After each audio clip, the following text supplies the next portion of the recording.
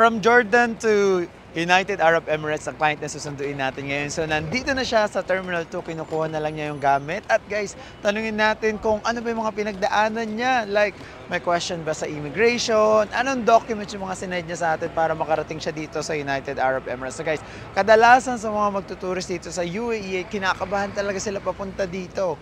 Pero pag nakarating na sila sa immigration, nakapasok na sa airplane, ibang saya ang nararamdaman nila. So paano pa kaya pag nakarating na sila at nakayapak na sila dito sa Dubai? So guys, sige na, puntahan natin siya at ihatid natin ko siya sa titira. Let's go! So guys, finally, Miss Mavis in Dubai. Welcome po sa UAE! Hello po! So, sige ba dito ba tayo? Dito na ako sa vlog. Kaya so guys, dito tayo kasi papagalitan tayo dito. Bawal natin i-block tong ano. Wait lang, dito tayo sa loob. Sa gawin. Oh my God! Yay! Nandito na rin po si Miss Mami sa Dubai! So welcome po sa UAE. Thank you so much. Welcome po. So, kamusta naman po naging biyahe niyo?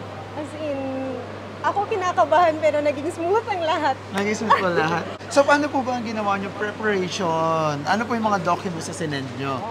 Ano lang, super easy. Passport tsaka ID with... Hindi, 2x2 lang po, di ba? Yung white background. Yeah. So, yun lang guys. So, kung manggagaling kayo sa Jordan, yung mga taga-Jordan dyan na gusto mag-tourist dito sa United Arab Emirates, Habibi, come to Dubai. So, Miss Mami, siyempre, katulad ng mga Filipino na nasa Jordan at kahit nasa bansa pa, may mga questions ba sa immigration? Wala. As in, super, ano lang, tinanong lang yung visa tsaka yung ticket na galing dito papuntang Pilipinas. Okay. So guys, di ba sobrang easy lang? At si Miss Mavi, ilang days po ba ang preparation nyo bago kayo pumunta dito? Actually, nakita kita sa YouTube, mga around September last week. Kasi nag-aano ko kung saan kaya ako pwede makahingi ng tulong. And then, yun, nakita kita. At yung vlog mo dun, basta nakita kita dun. Tapos, actually, kilala niya nga si Chichay. Lahat. Pinanood ko lahat ng videos mo. Ano po yung ano sa inyo? Nag-convince sa inyo, dito na ako? Kasi nung una kitang narinig, parang Oo, kasi nung hindi kita unang nakita, kitang narinig kasi nag-work ko. Tapos, hala, parang ano to parang katiwa-tiwala po. Basahin ko nga yung mga comments na yun. Tapos yun, mga September yun, tapos pagka-October, ni-research kita lahat kung legit ba. Tapos November 1, nagpadala na agad ako.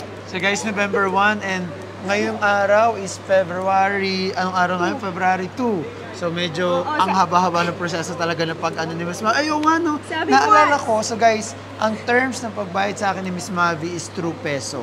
Kasi nga yung iba, hindi makalabas ng bahay or whatsoever. So nagbayad siya sa akin into peso.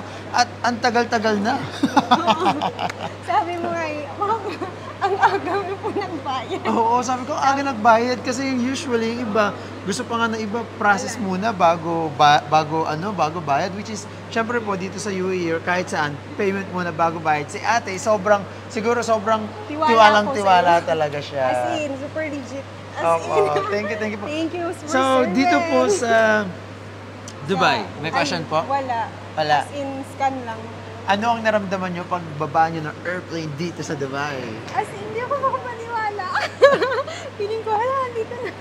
Meron po ba kayong kamag-anak dito sa UAE? Ay, meron yata, pero malalayo. Yata, so hindi siya sure. Kaya dito ako sa Kaya dun din siya tutuloy sa bahay. So, kung yung mga gusto guys mag-tourist dito sa United Arab Emirates, kontakin niyo lang kami. So, yung WhatsApp namin. Saan nyo kami kinontak? Kinontak kami ni Miss Mavi sa Instagram, sa Facebook, sa WhatsApp, lahat ng social media platform nag-message siya. Yeah. So yung dating pinapanood sa YouTube, ngayon siya na ang papanoorin! So welcome po sa Dubai. Kaya guys, dito na kayo kay Sir Wen. Thank you din kay Sir Romel. Yeah, si kasi... Sir Romel, super accommodating. Wala siya dito, no? Wala po, nasa Nag-check office. siya eh. Oo. Actually, si Ronel kasi, ako kasi, parang nangyari sa sales ako, si Ronel is sa processing. So once okay na sa akin, si Ronel ko na ipapasa. Which is si Ronel, kahit nasa office siya, nagme-message siya, Kuya, nakababa na po si Mal. Di ba? Sabi niya sa akin kanina. Sige, sabihin mo ganito, mag-send ng picture, mag-selfie. Yeah. So pinagpipicture namin yung mga tao para makilala na namin dito pa lang sa airport. At take note, sa mga hindi nakakaalam, meron pong wifi ang mga airports dito. Kasi yung iba, baka hindi alam, kasi hindi nakakonect. Medyo matagal lang minsan, pag nakonect ka na, mabilis sa internet. So, Miss Mavi, ano yung gusto niyo sabihin sa mga taong gustong mag-Dubai na kinakabahan at natatakot? Sa mga kinakabahan, huwag magduda kay Sir Well. Ito sobrang legit at saka sobrang smooth lang lahat. Iwala lang kayo, as in ako hindi ko siya kilala pero 101% or sobra pa yung tiwala ko sa kanya. As in, thank you so much. Thank you so much. Welcome po. So ano, marirecommend nyo po ba for sure ang aming company? 1 to 10, may 101 na nga pala. Sobra-sobra na. Dito na kayo sa Aba. Yes, Aba or Alba Balabiat. Thank you po, Miss Mavi, and welcome to Dubai! Sa atin na nasa UAE. Hello! Welcome to Dubai! As in. So guys, nakakatawa si ate kasi pagdating niya dito, hinawakan niya yung kamay ko. Totoo na talaga. So parang ano yung pinipisil na ano. Tapos na parang hindi talaga siya makapaniwala na nakapunta na siya dito. Pwede mo na sabihin natin na ano, welcome to Dubai! Welcome to Dubai! Dito na kayo kay Sir Well! If there's a wheel, there's a Kuya Well! Yeah! Thank you so much to Mark. At kilala pala ni ate si Mark. Dati artista daw. Masya.